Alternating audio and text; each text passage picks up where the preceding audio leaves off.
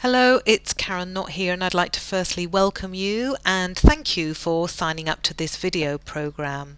Now, since Midlife Matters was founded in 2007, I have taken enormous pleasure in working with many women in their 40s, 50s and 60s and watching the amazing transformations they make as they reconnect with their sense of purpose and enthusiasm and make lasting changes that have such a positive impact on their lives.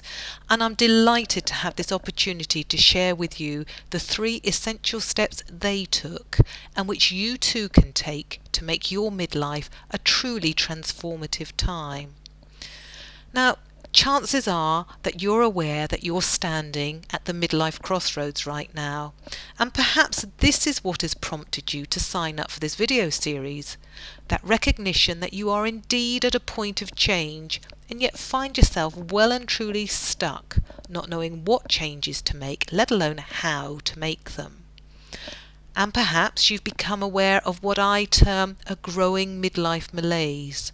That feeling that despite everything you have, despite everything you're grateful for, it somehow still doesn't disguise the feeling that something fundamental is missing.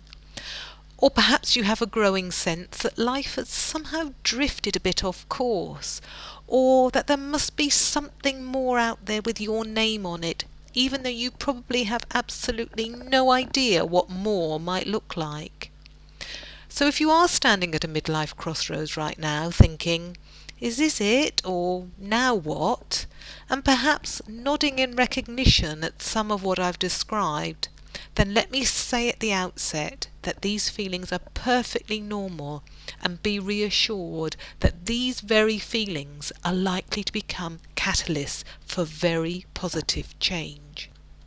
Now, the midlife crossroad is clearly an uncomfortable place to be, and yet many women stay here stuck for a long time. And of course, because we're all different, there are many variations on this stuck theme. There's the wait and see variation, where you console yourself by saying things like, now isn't the right time, or I'll do it when the kids start school, finish school, leave home, when someone else's problems are sorted out, when the job market picks up. The list is endless. Then there's the headless chicken variation, of which I was actually rather a fine example.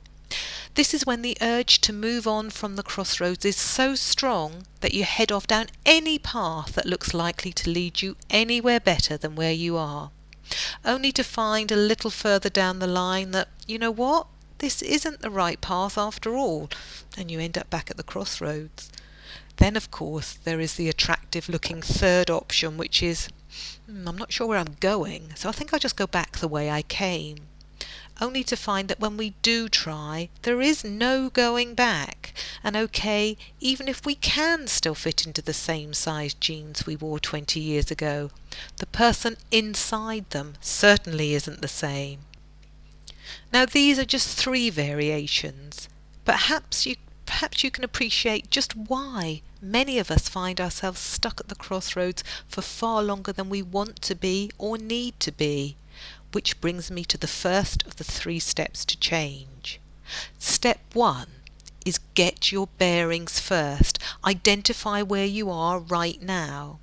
This is the fundamental first step. It's a bit like when you're lost and you ring someone for directions, and invariably the first question they'll ask you is, where are you now? Now, I fully accept that this step is probably not the most exciting or motivating step you are hoping for, and I understand that urge to crack on so that you get to the good bit as soon as possible. But unless you do this first, you're not likely to get to the good bit, and even less likely to get to the best bit. So how do we actually do this? How do we turn our confusion into a clearly defined starting point for change? Well, by asking ourselves some fundamental questions as a way of becoming reacquainted with who we are now. So I invite you to do just that below, and I'll look forward to talking with you again soon and introducing you to step 2.